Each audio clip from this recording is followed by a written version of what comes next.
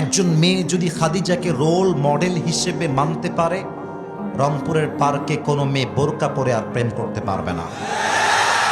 খাদিজাকে কোনো মেয়ে যদি একজন রোল মডেল হিসেবে মানতে পারে, ওই মেয়ে টিকটকে বোরকা খুলে উলঙ্গ হয়ে আর নাচতে পারবে না। খাদিজাকে কোনো মেয়ে যদি রোল মডেল হিসেবে অ্যাকসেপ্ট করতে পারে, সেই মেয়ে কোনোদিন স্বামীর চোখে চোখ রাঙিয়ে কথা বলতে পারবে না। খাদিজাকে কোনো মেয়ে যদি রোল হিসেবে অ্যাকসেপ্ট করতে পারে, ওই মেয়ে তার ফেসবুকের প্রোফাইল পিকচার হিজাব খুলে দিতে পারবে না। এটা বুঝতে হবে, এটা জানতে হবে তার জীবনী কেমন ছিল, তার ক্যারেক্টার কেমন ছিল, তার স্ট্যাটাস কেমন ছিল, তার আদর্শগত নৈতিকতা কেমন ছিল। এটা যদি আমরা জানতে পারি, নারী সমাজ পরিবর্তন হয়ে যাবে।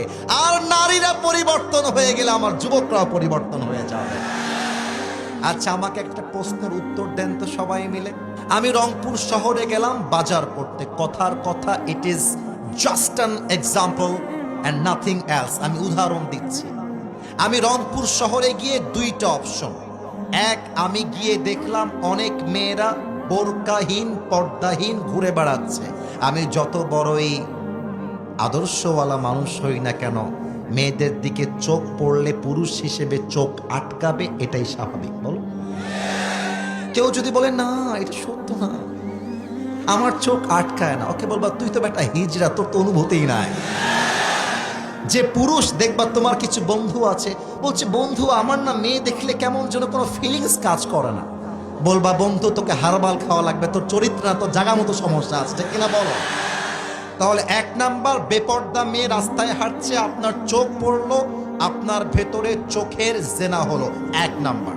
দুই নাম্বার, মেয়েরা খাদিজার জীবনী পড়ে বোরকাওয়ালি হয়ে গেল, পর্দাশীল হয়ে গেল। বাজারে গিয়ে দেখলেন সব মেয়ে এমন ভাবে বোরকা পড়েছে, হাত দেখবেন তো দূরের কথা, চোখটাও দেখা যায় না।